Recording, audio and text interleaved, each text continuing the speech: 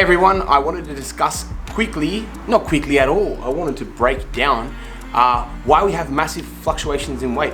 So you might have a Monday, let's say you weigh yourself in the morning and you go, fuck, I feel lean, I feel amazing, I look great, I'm pretty much a god or goddess at this stage. And then you weigh yourself 2 days later and you weigh yourself in the evening and you've gone from 65 to 67 and you go, holy shit, I'm a bloated mess, I'm no good, my life's out of whack, everything's going down the drain, who am I, what am I doing with myself, I'm a failure. That's obviously the extreme, but fuck, I've been there, and I think a lot of other people have too, and I think it's very valuable to talk about my journey there, which I'm not going to do today, but and I guess give context and explain why all that stuff happens. One, because we're insecure, but two, our water and our food intake really make a difference as to how much we weigh by the end of the day.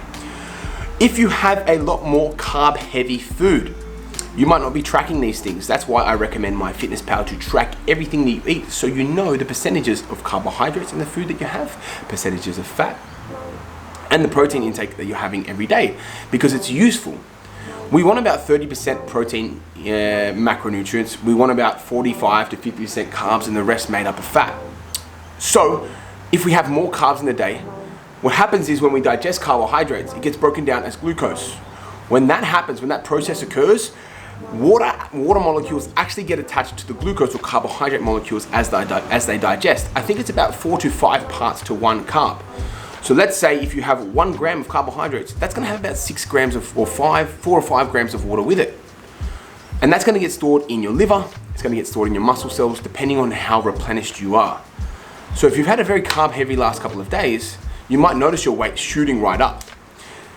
And if you haven't, if you go keto, that's why if you go keto and you cut out your carbs, you're gonna get a really fast drop in weight because you're dropping all the carbohydrates out of your system. Make sense? I hope so. So just be careful of the food intake that you have and the time that you weigh yourself. I recommend weighing yourself every Friday in the morning after a shit shower and a shave, the 3 S's, because it's gonna allow for replicatability and it's gonna be easy for you to track. Use your own scales, don't chop and change scales, and all that sort of good stuff.